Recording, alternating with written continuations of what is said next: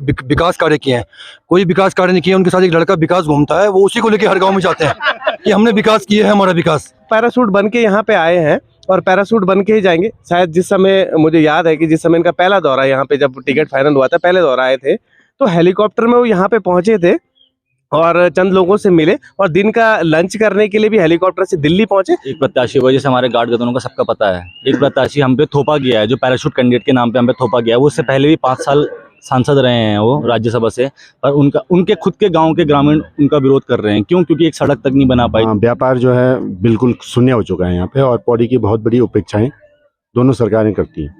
हमें दोनों सरकारों से इस समय कोई उम्मीद नहीं है, दोनों पार्टियों से कोई उम्मीद नहीं है, और इसलिए इस बार व्यापारियों ने मतदान न करने का निर्णय लिया है। अभी मैं पौड़ी मुख्यालय में मौजूद हूं और जिस जगह पे हम अभी हैं ये कंडोलिया पार्क है, और सामने की एक तस्वीर मैं आपको दिखाने की कोशिश करूंगा। दूर दूर से यहाँ पर्यटक आते हैं और पौड़ी मुख्यालय में कंडोलिया मैदान में हमारे साथ युवा हैं, व्यापारी हैं, और जो यहाँ के स्थानीय लोग हैं वो लोग हमारे साथ यहाँ पर मौजूद हैं। और आज हम इन लोगों से जानेंगे कि आखिरकार जो ये लोकसभा चुनाव होगा, इस चुनाव के मुद्दे क्या होंगे, क्या युवाओं को रोजगार मिल रहा है, व्यापारियों की क्या समस्या है, यहाँ के जो स्थानीय लोग हैं उनकी क्या समस्या है। पहले हम युवाओं से स्टार्ट करते हैं। आपसे जानना चाहूँगा मैं, आपका नाम क्या है और जो ये इस बार के लोकसभा चुनाव हैं इनके मुद्दे क्या होंगे? मेरा नाम श्रीकांत है और मैं पौड़ी का ही रहने वाला हूँ। ये समय लोकसभा चुनाव के जो हमारे मुद्दे हैं, सबसे बड़ी जो हमारी समस्या हमारे पहाड़ की, वो है हमारे रोजगार। और रोजगार में जो एक पहाड़ का जो सबसे बड़ा साधन हुआ करता था, जिससे हमारे युवा फौज में अपनी सेवा दिया करते थे, अपने देश के लिए दिया करते थे, जो अग्निवीर जो योजना जो वर्तमान सरकार ने जो लाई है, उसको दोबारा से बहाल करके, उसे ख़त्म करके दोबारा से यथावत जो हमारी भर्ती हुआ करती थी फौज की, वो वापस आए और जो बेरोजगारी है वो दूर हो। और सबसे बड़ा जो हमारा कुछ समय पहले अंकिता भंडारी, जो हमारी बहन थी जिनके साथ दुराचार हुआ था, उसको पूरी तरीके से न्याय दिया जाए। तो ऐसे से हमारे स्थानीय मुद्दे हैं ये सारी चीज़ें। और हमारे क्षेत्र का जो विकास है उसको दोबारा से, पौड़ी एक क्षेत्र गढ़वाल मुख्यालय का मंडल रहा है, मंडल मुख्यालय का ये है, तो यहाँ ये थोड़ा इसका विकास और यहाँ पे पर्यटन के लिए लोग आए और हमारा व्यापार बढ़े। और ये सारी चीज़ों को लेके हम लोग इस समय जो वोट करेंगे 19 तारीख का, वो इन सारी चीज़ों को देख के जो इन पे खरा उतरेगा जो हमारा प्रत्याशी, हम उनको वोट के लिए हम ज़्यादा प्रयास करेंगे। अंकिता भंडारी को न्याय मिले और अग्निवीर जैसी जो योजना है उसके मुद्दे भाई ने बताए। आप किन मुद्दों पर वोट करेंगे? देखिए, आप पौड़ी में आप कहीं भी उठा के देख लीजिए, आपको मुद्दे ही मुद्दे मिलेंगे दुनिया भर के। अंकिता मुद्दा भाई ने बता दिया है, अग्निवीर का बता दिया। आप सबसे मेन जो स्वास्थ्य का मुद्दा आप देखिए पौड़ी में, जो आपका हॉस्पिटल है, डिस्ट्रिक्ट हॉस्पिटल है, ये आज की डेट में ये रेफर सेंटर बन के रह गया है। आप यहाँ अगर बुखार खांसी के अलावा और किसी और इलाज के लिए जाएंगे तो आपको सीधे वो ऋषिकेश, एम्स या देहरादून के लिए वो रेफर कर देंगे। आप जाएंगे तो पौड़ी और देवप्रयाग रूट से होके जाएंगे। आप उस सड़क की स्थिति, आप भी आए होंगे देहरादून से, तो आपने उस सड़क की स्थिति देखी होगी। कहीं से आपको स्टेट हाईवे दिख रहा है, मरीज तो आपका देवप्रयाग तक ही, जो मरीज सीरियस कंडीशन में जिस मरीज को आप रेफर करके जा रहे हैं, वो देवप्रयाग तक भी मुश्किल से बच पाएगा। तो सड़क का मुद्दा है, हॉस्पिटल का मुद्दा है, शिक्षा की व्यवस्था आप देख लीजिए पहाड़ में हमारे यहाँ। अंकिता का मुद्दा है, अग्निवीर का मुद्दा है, मुद्दे ही मुद्दे हैं यहाँ पर तो गिनाने के लिए। पिछले 10 साल में जो भाजपा ने आके दुर्गति कर दी है इस पहाड़ की, पौड़ी गढ़वाल की खासतौर से। पलायन का आप मुद्दा देख लीजिए, पलायन का मुद्दा आप देख लीजिए, सबसे ज़्यादा पलायन पीड़ित जिला है हमारा पौड़ी गढ़वाल। ठीक है, यहाँ पलायन ऑफिस ही बंद कर दिया है, पलायन ऑफिस ही पलायन कर गया है यहाँ से। तो इससे बड़ी दुर्भाग्य की बात क्या होगी पौड़ी के लिए?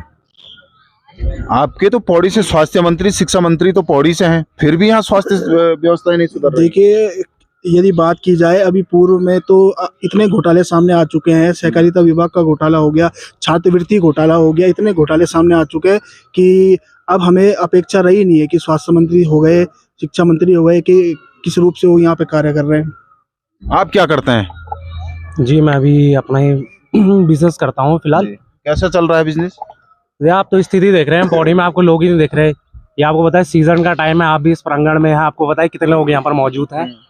बात की जाती है हमेशा से कि पौड़ी को एक टूरिस्ट प्लेस बनाया जाएगा, पर दिन प्रतिदिन पौड़ी की हालत डाउन पे डाउन जाने पर लगी है। सरकार इसके प्रति, पौड़ी के प्रति कुछ नहीं कर रही है। ये आश्वासन दिया जाता है कि पौड़ी के लिए हम ये करेंगे, जीत के बाद वो करेंगे, पर धरातल में कुछ काम बिल्कुल नहीं होता है। आखिरकार सरकारें पलायन को रोकने में क्यों कामयाब नहीं हो रही है? कई मुख्यमंत्री पौड़ी ने दिए हैं, फिर भी पलायन सबसे ज्यादा पौड़ी से। देखिए, हमारा जो पौड़ी है वो मुख्यमंत्री बनाने की मशीन बन के रह गया है। और 2018 की एक रिपोर्ट थी, माननीय त्रिवेंद्र सिंह रावत जी के जब मुख्यमंत्री थे, तो एक रिपोर्ट आई थी, जो सबसे ज़्यादा पलायन हुआ है उसकी जो मार झेली है वो हमारे पौड़ी ने झेली है। और हम उसको इस रूप में विकसित नहीं कर पाए। देखिए, जब कोरोना आया था तो उसमें मैं रिवर्स पलायन हुआ था, लेकिन हम उसको रोकने में कामयाब नहीं हुए, क्योंकि उसको रोजगार यहाँ पे मिला नहीं, तो वो वापस गया। और जो यहाँ पर रोजगार के साधन हमारे होने चाहिए थे, मतलब जो हमारे पहाड़ों में रोजगार के साधन होने चाहिए थे, वो नहीं हो पाए, क्योंकि पौड़ी को हम एकमात्र पर्यटन के रूप में विकसित कर सकते हैं। जैसे हम इसको 4 धाम का रूट देवप्रयाग से जोड़ सकते थे, लेकिन आप रोड की हालत देखिए और आपको पता नहीं चलेगा कि गड्ढे में रोड है कि रोड में गड्ढा है। तो ऐसे पहले भी सरकारों ने कहा कि हम इसको 4 धाम से जोड़ेंगे, क्योंकि अगर जब यहाँ पर्यटक आएगा तो यहाँ के रोजगार के साधन भी बढ़ेंगे, लेकिन जब पर्यटक नहीं आएगा तो रोजगार के साधन भी नहीं बढ़ेंगे। और पलायन होने, मतलब आदमी को पलायन क्यों करना पड़ रहा है पौड़ी से? आदमी को पलायन इसलिए करना पड़ रहा है क्योंकि ना तो उसको बेहतर शिक्षा मिल रही है, ना उसको बेहतर स्वास्थ्य मिल रहा है, और ना बेहतर उसको मतलब अपना जीवन यापन करने के लिए रोजगार मिल रहा है। तो पलायन निश्चित रूप से बड़ा है। तो इस बार जो लोकसभा का चुनाव होगा उसके जो मुख्य मुद्दे होंगे वो ये होगा कि पौड़ी को एक रोजगार परक के रूप में एक स्वास्थ्य, मतलब अच्छी स्वास्थ्य सेवाएं जो दे सके, और पलायन को रोकने की जो बात करें, मतलब गढ़वाल में रोजगार पैदा कर, यहाँ के जमीनी हकीकत की बात करें, उसको हम लोग चुनेंगे। पर्यटक बड़ी खूबसूरत जगह है पौड़ी, फिर भी पर्यटक यहाँ तक नहीं पहुँच पाता है। कहाँ कमी लगती है आपको सरकारों की? देखिए, पहले तो मैं बताता हूँ, मेरा नाम दीपक असवाल है, मैं ग्रामीण क्षेत्र से आता हूँ, मैं कलजीखाल ब्लॉक से आता हूँ, और क्षेत्र की जो समस्या है वो उससे मैं आपको अवगत कराऊंगा। उनके सिंह रावत जी जो सांसद रहे हैं, मैं उन्हीं के गृह ब्लॉक से आता हूँ। वो अपने कार्यकाल को सही कार्यकाल बताते हैं अपना, तो मैं उनके 5 साल के कार्यकाल को बता दूं कि बिल्कुल कोई सही तरीके से उनका कार्यकाल नहीं रहा। उनके 17 करोड़ रुपए जो सांसद निधि होती है, उन्होंने मात्र 4 करोड़ 90 लाख रुपए सांसद निधि खर्च कर पाए हैं। उनके अपने गाँव की रोड की बात करूँ तो उनके गाँव में गाड़ियाँ चलने लायक नहीं है, गाड़ियाँ तो छोड़ो, लोग वहाँ पैदल चलने को तैयार नहीं है। उस गाँव में पानी की सुविधा नहीं है।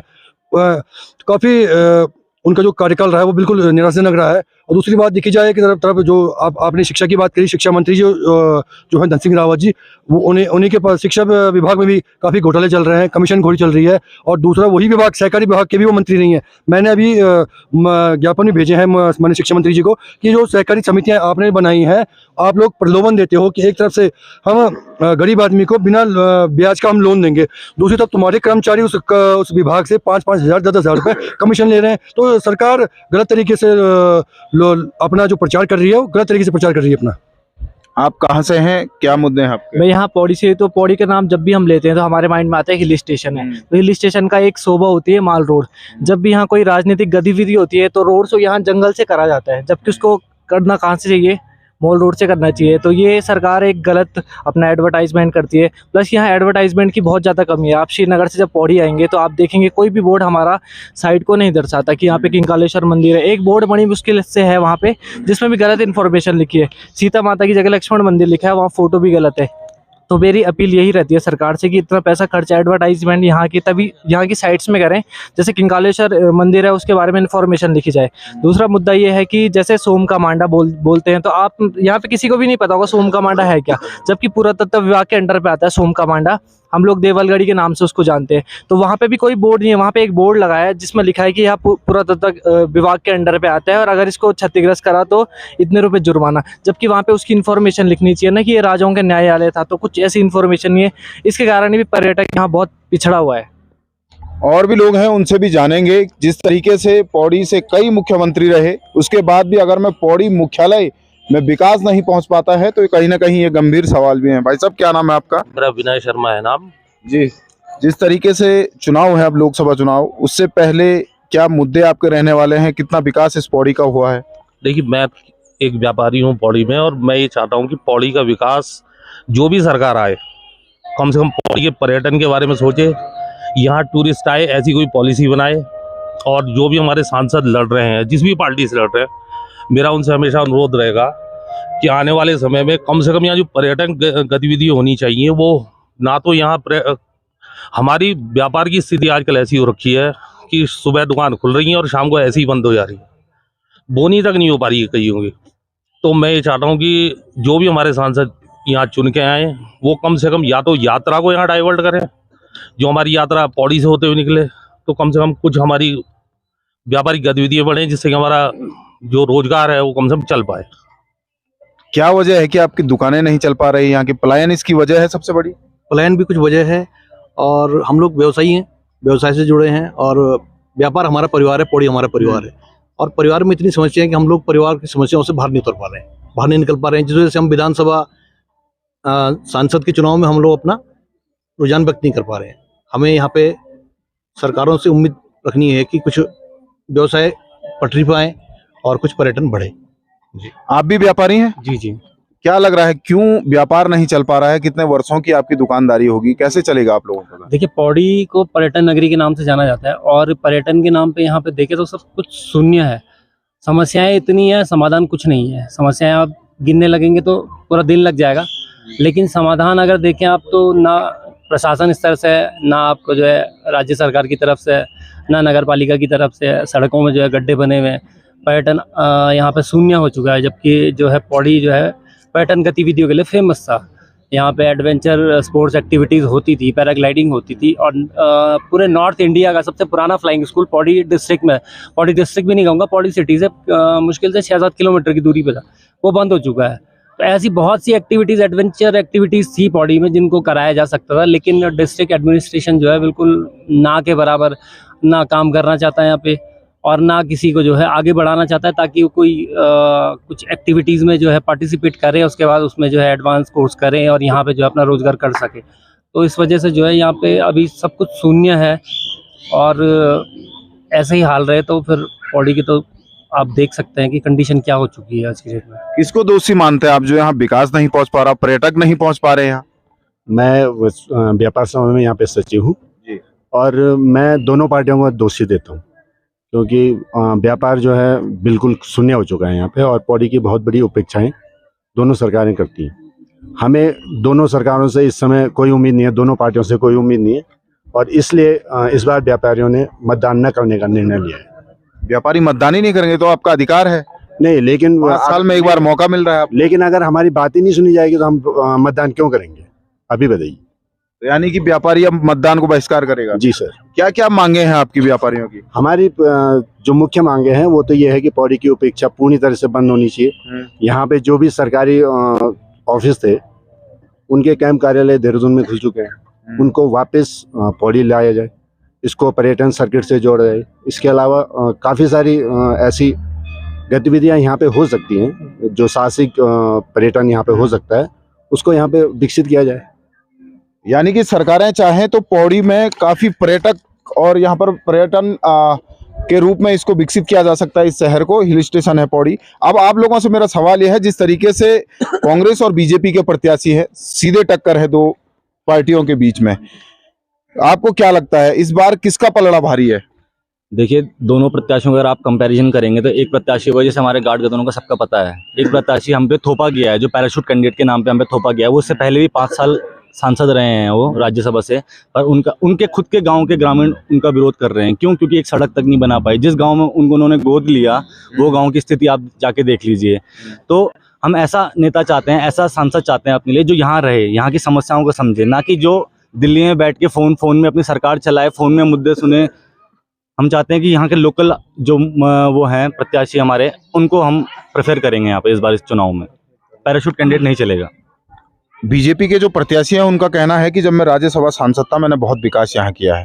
तारामंडल भी को भी वो गिना रहे हैं। क्या देख रहे हैं आप? बिल्कुल, बहुत सही बात कही आपने कि बीजेपी के प्रत्याशी जो कह रहे हैं कि मैंने बहुत सारा विकास किया। आप भी शायद देहरादून से या जहाँ से भी आप लोग आए होंगे, आप देखते देखते आए होंगे कितना विकास हो रहा है, ये दिख रहा है सामने। तारामंडल लास्ट टाइम पे दे के शायद हमारे चेटकी गढ़वाल की जनता को तारे दिखा रहे हैं बस, और तारे से अलावा और कुछ नहीं दिखाएंगे। इससे पहले अगर विकास किया होता तो वो धरातल में दिखता। अभी जैसे हमारे भाई ने कहा कि ये समझ नहीं आ रहा कि गड्ढे में रोड है कि रोड में गड्ढा है, ये चीज़ पता नहीं चल पाई। अगर आप राज्यसभा सांसद रहे, 6 साल का आपका कार्यकाल रहा, और दुर्भाग्य ये है कि हमारे शिक्षा व्यवस्था, आपने गढ़वाल मंडल मुख्यालय की शिक्षा व्यवस्था आप ठीक नहीं कर पाए, तो आप दूरदर्श के क्षेत्र की शिक्षा व्यवस्था को या आप स्वास्थ्य समस्या को कैसे सही कर पाएंगे?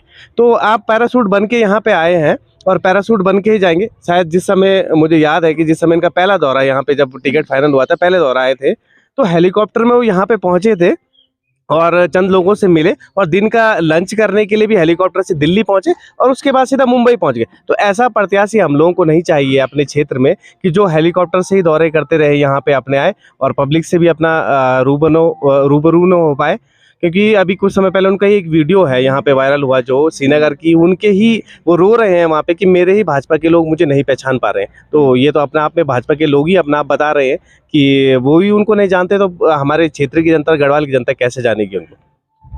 आपको क्या लगता है जो प्रत्याशी हैं दोनों, किसका पलड़ा भारी है? देखिए, मैं इस समय जो अपना मत का उपयोग करूंगा उसी व्यक्ति को या उसी प्रत्याशी को अपना मत का उपयोग करूंगा जिसने पहाड़ की आवाज़ उठाई हो, चाहे जिसने अंकिता भंडारी के प्रकरण पर खुल के आवाज़ उठाई हो, जिसने भर्ती घोटालों पर खुल के आवाज़ उठाई हो, जिसने छात्रवृत्ति घोटाले पर खुल के आवाज़ उठाई हो, जो इन पहाड़ों के मुद्दों पर, जो हमारी जो लोकसभा है उनके मुद्दों पर जो यहाँ पर रहा हो, जिसने इन आवाज़ों को प्रखरता से आवाज़ उठाने का काम किया है। अब यदि भाजपा के प्रत्याशी अनिल बलूनी जी की बात की जाए तो एक तरह से हमारे भाई ने बताया कि वो एक पैराशूट कैंडिडेट है और कहीं भी जन सरोकार के मुद्दों पर आम जनता पे खड़े नहीं उतर पाए हैं। तो मैं, जाहिर सी बात है, मैं गणेश गोदियाल जी को इस समय अपना मत को। लेकिन जिस तरीके से बीजेपी का कहना है कि अगर मैं आपको देश में विकास चाहिए तो आपको बीजेपी को वोट देना चाहिए, आप किस तरीके से देख रहे हैं?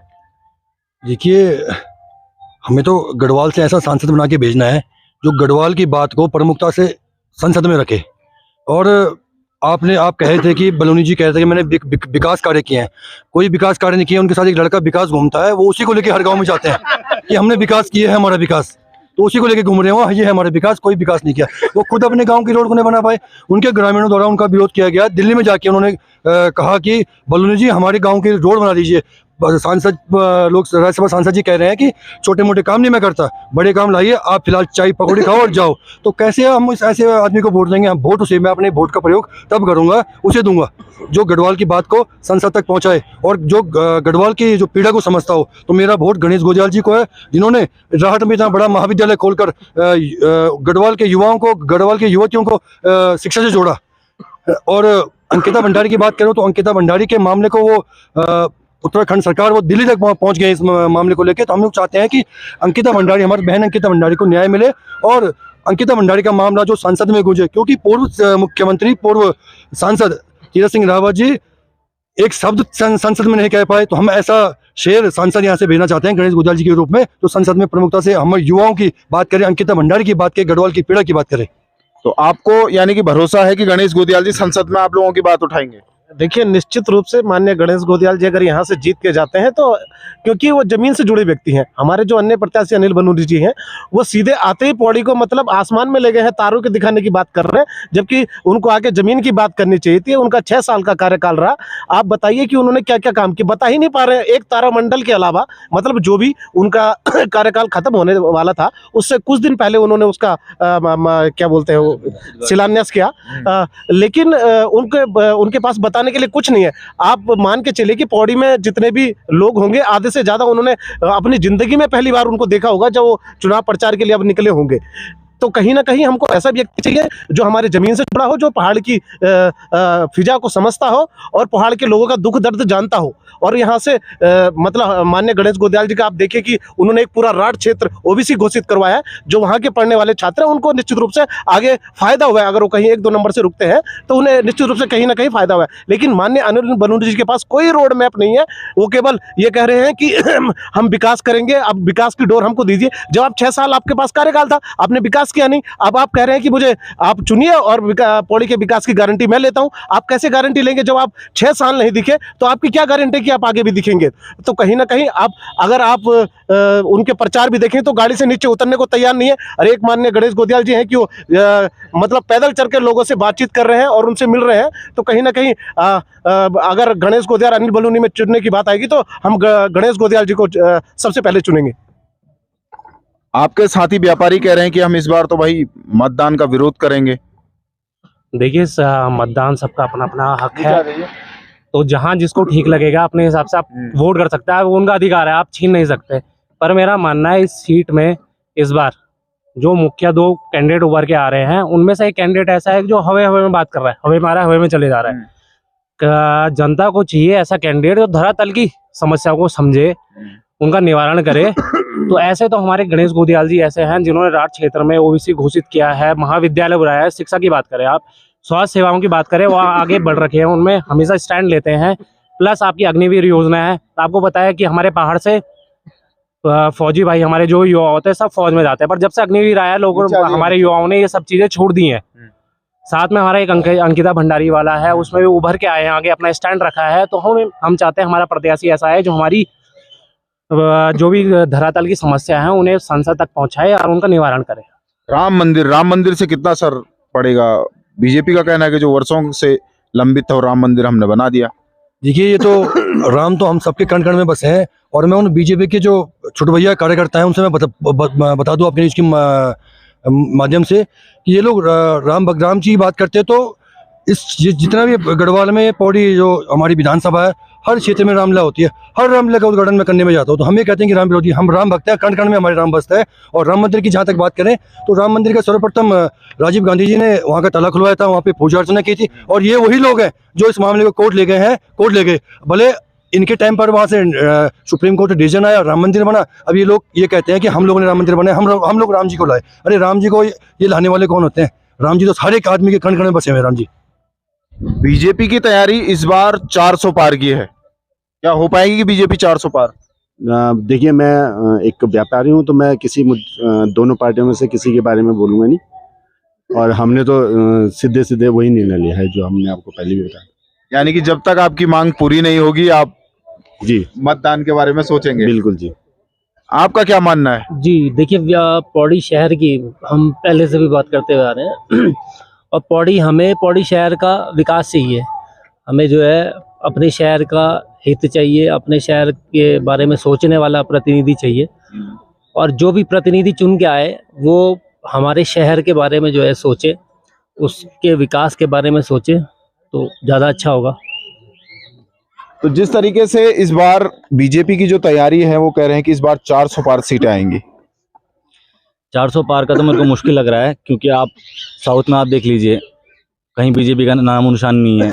नॉर्थ में आपने लद्दाख के हाल देख लिए, मणिपुर के आपने हाल देख लिए, उत्तराखंड के आपने हाल देख लिए हैं। तो आप सिर्फ झूठे वादे करके, झूठ बोल के आप कब तक जीतेंगे, और कब तक आप वो उम्मीद करते हैं कि जनता आप पे भरोसा करती रहेगी। रहा सवाल 400 पार का, तो 400 पार तो हमको इस बार बहुत टफ लग रहा है उनका। 400 सीट पे लड़ भी रही है भारतीय जनता पार्टी, क्योंकि जो नारा दे रहे हैं 400 पार का, मैं ये पूछना चाहता हूँ उनके ही कार्यकर्ताओं से कि भारतीय जनता पार्टी पहले 400 सीटों पे लड़ भी रही है कि नहीं लड़ रही है? वो लड़ाई नहीं रहे अपने कैंडिडेट 400 सीट पे, और बात कर रहे 400 सीट की कि 400 पार करेंगे।